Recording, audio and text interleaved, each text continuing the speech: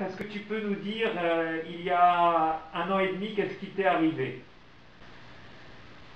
Eh bien, j'ai envoyé une image, c'est une bombe qui m'est tombée sur la tête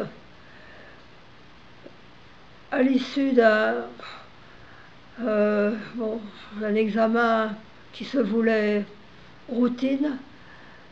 On m'annonce que j'ai un cancer très important, invasif, métastasé, plurimétastasé et très actif.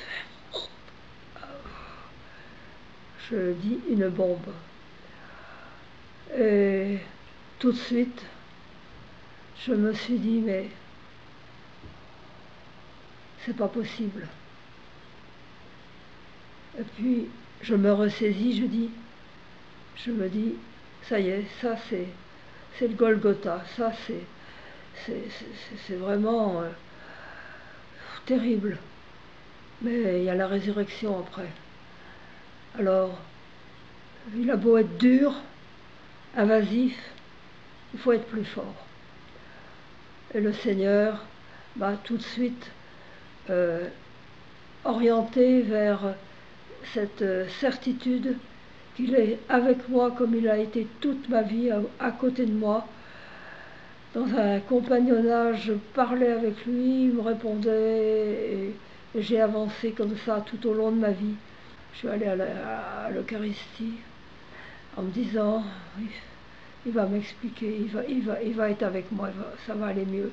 Mais alors quand le prêtre est venu au nom de Dieu me dire, Marie-Claire, la paix de Dieu, la paix de Dieu, Marie-Claire.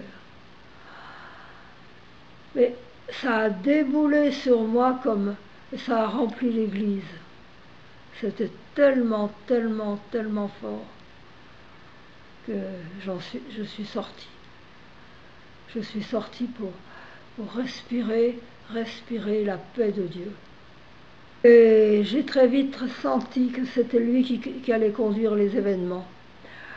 Les rendez-vous se sont pris facilement avec des gens très compétents qui pouvaient s'accorder les uns aux autres. Et ça s'est déroulé pour des investigations à n'en plus finir, mais une opération et ensuite, évidemment, du repos parce que j'avais beaucoup maigri, beaucoup. Et puis après, il fallait engager la chimiothérapie. J'étais pas très chaude, mais ils m'ont expliqué, et très bien expliqué. Et je me suis dit que j'avais pas le droit de me suicider. Bien sûr, je guérirais pas, ils me l'ont dit, mais je pouvais avoir, avec le Seigneur, ça c'était moi qui me disais ça en moi-même, et le Seigneur le disait en moi, avec moi, tu verras, il y a encore des bonnes heures qui se profilent. Marche. Et c'était marche, marche, marche. Marche avec moi, marche, t'arrêtes pas. Et depuis 18 mois, je marche. Au départ, on t'avait pas parlé de 18 mois. Non. Au départ, on m'a parlé de 3 mois si je me soignais pas.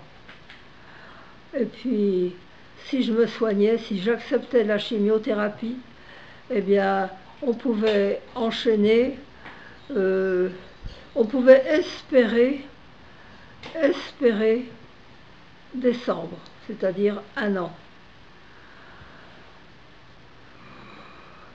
Alors j'ai opté parce que j'étais sûre, le Seigneur me l'avait fait comprendre, que j'avais pas le droit de me suicider. Marche avec moi, on avance. Et quand on est arrivé à décembre 2020, donc il n'y a pas très longtemps, l'oncologue m'a dit, ça vaut le coup, je vous donne un bonus de 2 mois. Et je suis en train de terminer le bonus de 2 mois. Et comme j'ai toujours bonne mine, relativement bonne mine, je souffre comme tout le monde. Ne croyez pas que j'ai exactement tous les symptômes et tous toutes les choses comme tout le monde, fort désagréable, y compris une hypersalivation jour et nuit. Alors, bon, elle m'a dit, bah, ça vaut le coup, un bonus de 3 mois. Qu'est-ce que tu leur as répondu aux personnes qui te demandaient où est ta force? Où est votre force? Je commençais par un très grand sourire. Je leur disais, oui, je sais, je sais, je sais. Il y a quelqu'un qui m'habite, et avec ce quelqu'un, je dialogue quand même, mais ça depuis le début de ma vie quand même. C'est pas d'aujourd'hui, depuis mon enfance où j'ai eu plein de difficultés, enfance et adolescence, et la suite et ma vie professionnelle. Et, et comme il a toujours été là, toujours, toujours, toujours. Euh, j'ai pas toujours compris du premier coup, mais il a quand même, m'a jamais lâché. Et ça je voulais vous le dire, hein. Vraiment je voulais vous le dire. Quand on lui donne tout, toute sa confiance en lui disant tu peux, et je sais que tu feras pour moi ça, eh ben, il le fait et il ne déçoit jamais. Et puis tu parlais de finalement plusieurs signes aussi qu'il te donne, Euh, notamment dans ton immeuble. oui, des signes, j'en ai tout le temps.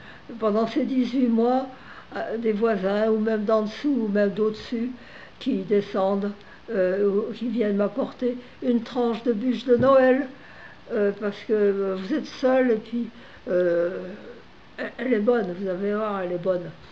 Bon, ou alors un petit plat de leur repas du dimanche en me disant vous êtes toute seule, euh, on le mangera chacun de notre côté.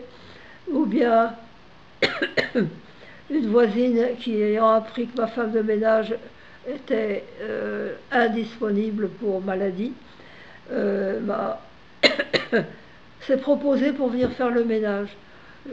J'en revenais pas, hein, parce que elle m'a dit vous inquiétez pas, je sais faire le ménage et puis je le ferai très volontiers, ça ira très bien. J'ai accepté.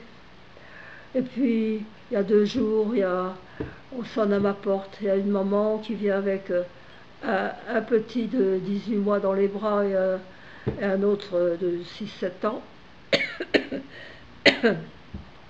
Et le petit il me tend un dessin qu'il avait fait pour moi. On te fait un beau dessin parce qu'on t'aime bien, puis on voudrait que la mamie elle reste dans l'immeuble. Voilà. Merci Marie-Claire. Et puis on va ensemble prier et puis partager le Seigneur Oui, maintenant. voilà.